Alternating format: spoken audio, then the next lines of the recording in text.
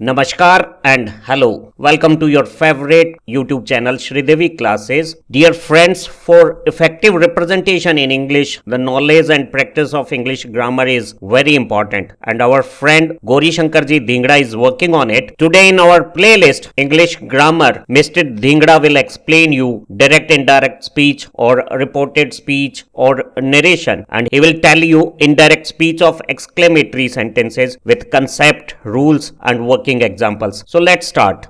Hello friends, आपके अपने YouTube channel पर एक बार फिर आपका स्वागत है। फ्रेंड्स, आज के इस वीडियो में मैं आपको ऐसे वाक्यों को डायरेक्ट से इनडायरेक्ट स्पीच में बदलना सिखाऊंगा जिनमें किसी एक्सक्लेमेटरी सेंटेंस का प्रयोग हुआ हो। चलिए सबसे पहले मैं आपको बता दूं कि एक्सक्लेमेटरी सेंटेंसेस होते क्या हैं। ऐसे सेंटेंसेस जिनमें किसी प्रकार की कोई स्ट्रॉन्ग फीलिंग एक्सप्रेस होती हो, कोई प्रबल भावना प्रकट होती हो, जिस पर बोलने वाले का कोई कंट्रोल ना रहता हो, वो किन्हीं निश्चित प्रकार के शब्दों का प्रयोग करता हो या फिर सेंटेंसेस के कुछ निश्चित प्रकार के पैटर्न्स का यूज करता हो, ऐसे सेंटेंसेस को एक्सक्लेमेटरी सेंटेंसेस कहा जाता है। ऐसे सेंटेंसेस में जिन वर्ड्स का यूज होता है उन्हें इंटरजेक्शन कहा जाता है, जैसे कि एलास, हुर्रे या हुर्रा, वाव, व्हाट के साथ में कई बार एन का यूज होता है, या फिर हाउ प्लस एडजेक्टिव, हाउ के साथ में किसी विशेषण शब्द का प्रयोग हो जाता है। इस प्रकार के जो सेंटेंस होते हैं उन्हें एक्सक्लेमेटरी सेंटेंस कहा जाता है। इस प्रकार के सेंटेंसेस को किस प्रकार से अपने डायरेक्ट स्पीच से इनडायरेक्ट स्पीच में बदल सकते हैं, आज की इस वीडियो में मैं आपको यही सिखाने वाला हूँ। पूरा वीडियो अगर आप ध्यान से देखेंगे तो इस टॉपिक पर आपकी पूरी कमांड हो जाएगी और किसी भी प्रकार से किसी भी प्रकार के एग्जाम में आप कभी भी इस टॉपिक में मार नहीं खाएंगे। से जो भी क्वेश्चन पूछा जाएगा आप उसको बिल्कुल सही आंसर दे पाएंगे। सबसे पहले मैं आपको रिपोर्टेड स्पीच के ऐसे वाक्यों को डायरेक्ट स्पीच से इनडायरेक्ट स्पीच में बदलना सिखाता हूं जिनमें व्हाट, एन या हाउ प्लस एडजेक्टिव का यूज हुआ हो। जिन सेंटेंसेस में इन वर्ड्स का यूज होता है उनमें सरप्राइज की फीलिंग एक्सप्रेस होती है, यानी आश्चर्य की भावना प्रकट होती है। इसलिए ऐसे वाक्यों को इनडायरेक्ट स्पीच में बदलते समय रिपोर्टिंग वर्ब को एक्सक्लेम्ड या फिर एक्सक्लेम्ड विद सरप्राइज में चेंज कर देते हैं। इन्वर्टेड कोमाज हटा करके दैट का यूज करते हैं। व्हाट, एन या हाउ को वेरी या ए वेरी में बदल देते हैं। कई बार ए ग्रेट में बदल देते हैं या ग्रेट में बदल देते हैं। और ऐसे सेंटेंसेस को अगर उनका पैटर्न कुछ अलग रहता है तो असर्टिव सेंटेंस में बदल देते हैं। असर्टिव सेंटेंस में बदलने का मतलब है सब्जेक्ट से शुरू करते हुए चेंज करके लिखते हैं। चलिए कुछ एग्जांपल्स के थ्रू इस पॉइंट को मैं आपको क्लियर करता हूं। पहला एग्जांपल दे रखा है, the poet said what A pleasant whether it is. कवि ने कहा क्या सुहाना मौसम है। मतलब कवि ने आश्चर्य प्रकट करते हुए कहा कि मौसम कितना सुहाना है। इसको इनडायरेक्ट स्पीच में बदलते समय अपने द पोएट का द पोएट रखेंगे। रिपोर्टिंग वर्ब सेड को एक्सक्लेम्ड विद सरप्राइज में चेंज कर देंगे, जैसा कि आपको बताया था। इन्वर्टेड कोमाज हटा करके दैट का यूज करेंगे। अंदर के वाक्य को असर्टिव बनाकर लिखेंगे। असर्टिव बनाकर लिखने का मतलब है कि दैट के बाद पहले सब्जेक्ट लिखेंगे। तो इस वाक्य में सब्जेक्ट कहां पर आया है? सब्जेक्ट वह होता है जिसके बाद में वर्ब होती है। तो इट के बाद में यहाँ पर वर्ब है, इसका मतलब इट सब्जेक्ट है। इट को दैट के बाद में प्लेस कर देंगे। इज आर एम को वॉज वर्ब में चेंज कर देते हैं इनडायरेक्ट स्पीच में बदलते समय, अगर रिपोर्टिंग वर्ब पास्ट में होती है। इसलिए इज को वॉज में चेंज कर देंगे। इट क्योंकि सिंगुलर है इसलिए वॉज लगा देंगे। व्हाट, ए एन को आपको बताया था वेरी या ए वेरी में बदल देते हैं, इसलिए व्हाट ए को अपने वेरी में चेंज कर देंगे। प्लीजेंट का प्लीजेंट रखेंगे और वेदर का वेदर लिख देंगे।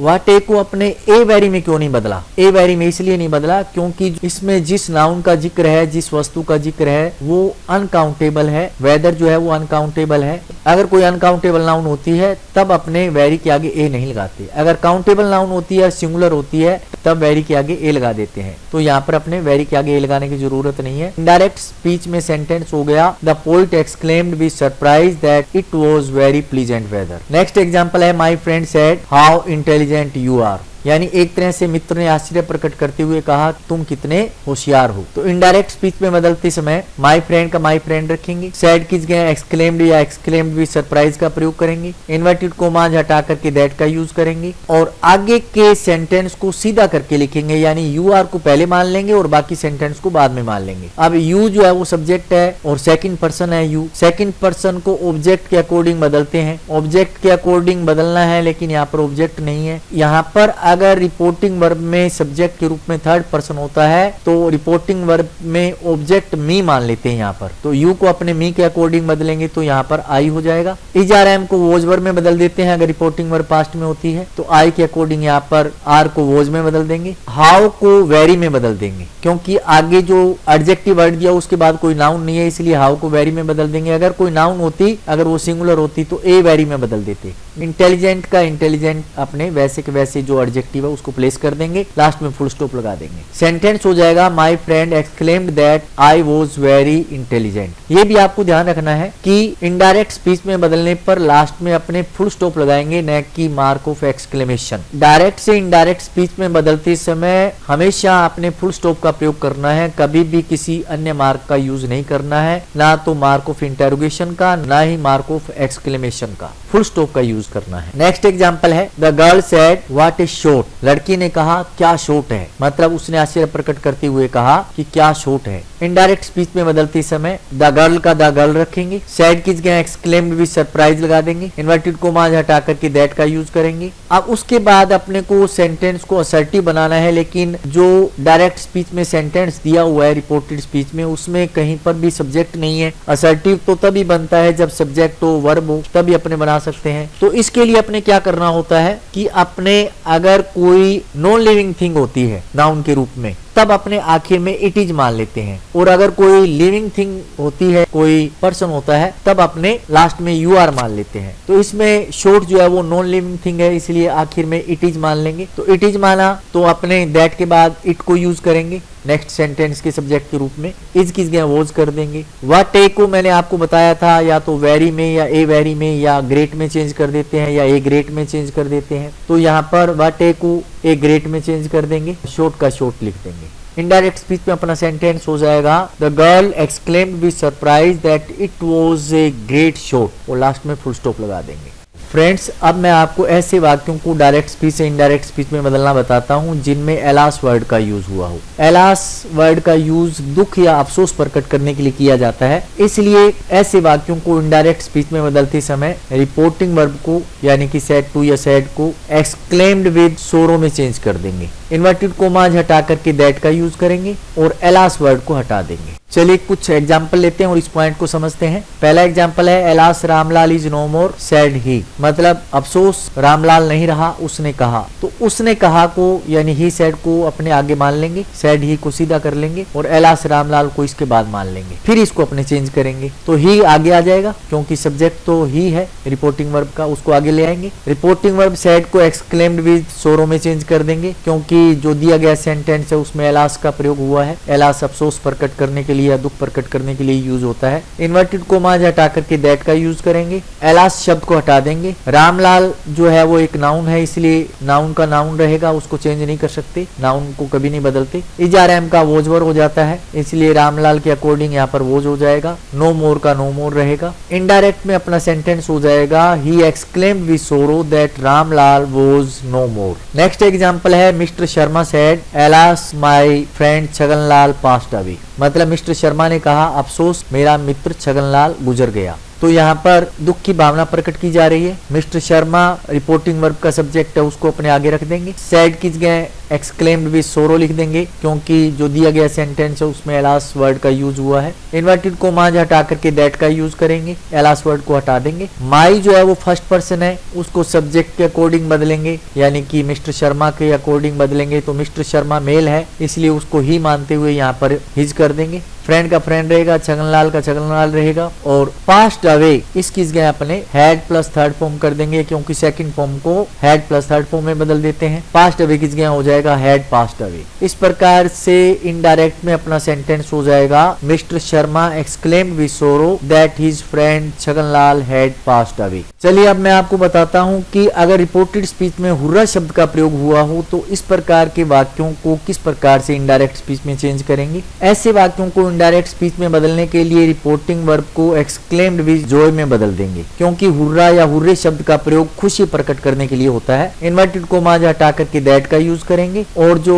इंटरजेक्शन हुर्रा या हुर्रे शब्द है उसको अपने हटा देंगे। चलिए कुछ एग्जांपल्स के माध्यम से इस बात को समझते हैं। पहला एग्जांपल दिया हुआ है the captain said hurrah we have won the match, मतलब कप्तान ने कहा कि हम मैच जीत गए, और हुर्रे शब्द है वो खुशी व्यक्त करने के लिए यूज किया जाता है, तो उसने खुशी व्यक्त करते हुए कहा कि हम मैच जीत गए। तो इस सेंटेंस को इनडायरेक्ट स्पीच में बदलने के लिए द कैप्टन का द कैप्टन रखेंगे, सैड किस गए एक्सक्लेम्ड विद जॉय शब्द का प्रयोग करेंगे क्योंकि खुशी का भाव प्रकट हो रहा है। इन्वर्टेड कोमाज हटा करके दैट का यूज करेंगे, हुर्रा शब्द को हटा देंगे। वी जो है वो फर्स्ट पर्सन है, उसको सब्जेक्ट के अकॉर्डिंग बदलते हैं, तो द कैप्टन के अकॉर्डिंग इसको चेंज करेंगे। यहाँ पर वी तो है वो तो प्लूरल है, लेकिन जो कैप्टन है वो सिंगुलर है, तो अपने बाहर वाले वर्ड को नाउन को अपने प्लूरल में चेंज करेंगे, उसकी जगह अपने प्रोनाउन का यूज करेंगे। कैप्टन का मतलब ही या शी, तो उसका प्लूरल अपने बनाएंगे क्योंकि अंदर का जो प्रोनाउन है वो प्लूरल है, इसलिए बाहर वाले को उसके अकॉर्डिंग अपने प्लूरल में चेंज करेंगे। तो यहाँ पर ही या शी का प्लूरल होता है दे,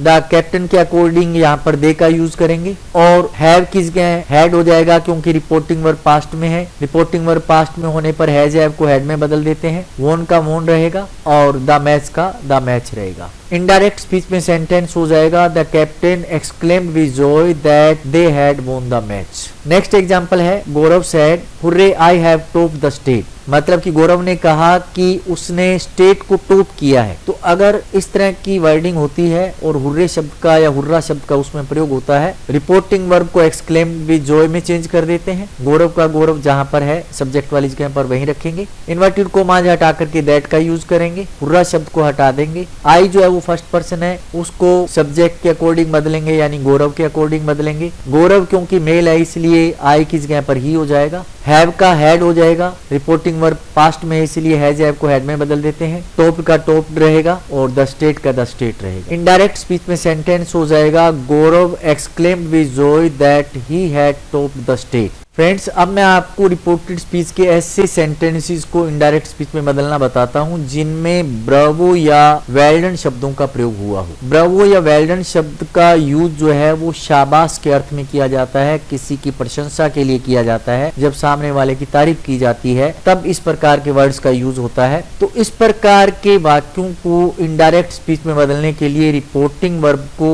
अपलाउडेड सेइंग या अपलाउडेड प्लस ऑब्जेक्ट प्लस सेइंग में चेंज कर देते हैं। इन्वर्टेड कोमाज हटा करके दैट का यूज करते हैं और ब्रावो या वेल डन जैसे इंटरजेक्शंस को हटा देते हैं। चलिए कुछ एग्जांपल्स के थ्रू इस पॉइंट को समझते हैं। पहला एग्जांपल है the teacher said to Abhi bravo you have won the contest. अध्यापक ने अभी से कहा शाबाश तुमने प्रतियोगिता जीत ली, मतलब अध्यापक ने अभी की प्रशंसा की। इस वाक्य को इनडायरेक्ट स्पीच में बदलने के लिए द टीचर आगे प्लेस कर देंगे, सेड टू रिपोर्टिंग वर्ब की जगह अपलाउडेड अभी सेइंग कर देंगे क्योंकि ऐसे वाक्यों को इनडायरेक्ट स्पीच में बदलते समय रिपोर्टिंग वर्ब को अपलाउडेड और उसके बाद में ऑब्जेक्ट को रख देते हैं और फिर सेइंग लगा देते हैं। इन्वर्टेड कोमाज हटा करके दैट का यूज करेंगे, ब्रेवो शब्द को हटा देंगे, यू जो है वो सेकंड पर्सन है उसको अभी के अकॉर्डिंग बदलेंगे तो ही में बदल जाएगा। रिपोर्टिंग वर्ब पास्ट में होने पर हैज हैव को हैड में चेंज कर देते हैं, वोन का वोन रहेगा, द कॉन्टेस्ट का द कॉन्टेस्ट लिख देंगे। इनडायरेक्ट स्पीच में अपना सेंटेंस हो जाएगा द टीचर अपलाउडेड अभी saying that he had won the contest. Next example है the captain said to Sachin well done you played well. तो यहाँ पर सेड टू किस गए अपलाउडेड सचिन सेइंग कर देंगे, इन्वर्टेड कोमाज हटा करके दैट का यूज करेंगे। यू जो है वो सेकंड पर्सन है उसको सचिन के अकॉर्डिंग चेंज करेंगे, तो सचिन क्योंकि मेल है इसलिए वो ही में चेंज हो जाएगा। प्लेड जो है वो सेकंड फॉर्म है तो सेकंड फॉर्म को रिपोर्टिंग वर्ब पास्ट में होने पर हैड प्लस थर्ड फॉर्म में बदल देते हैं, प्लेड किस गए हैड प्लेड कर देंगे, वेल का वेल रहेगा। इस प्रकार से इनडायरेक्ट स्पीच में अपना सेंटेंस हो जाएगा the captain applauded Sachin saying that he had played well. तो स्टूडेंट्स इस प्रकार से अपने एक्सक्लेमेटरी सेंटेंसेस को डायरेक्ट स्पीच से इनडायरेक्ट स्पीच में चेंज करते हैं। आज का अपना वीडियो यहीं समाप्त होता है। अगर आपको वीडियो अच्छा लगा हो तो अपने दोस्तों मित्रों रिश्तेदारों में शेयर करना। अगर आप चैनल पर नए हैं तो चैनल को सब्सक्राइब जरूर कर लेना, बेल आइकन भी प्रेस कर देना ताकि आने वाले वीडियोस के नोटिफिकेशंस आपको समय पर मिलते रहें। मिलते हैं इसी प्रकार के एक बहुत ही वैल्यूएबल और इम्पोर्टेंट टॉपिक के साथ, इसी प्रकार के एक वैल्यूएबल वीडियो लेसन के साथ में। तब तक के लिए thank you very much, have a nice time.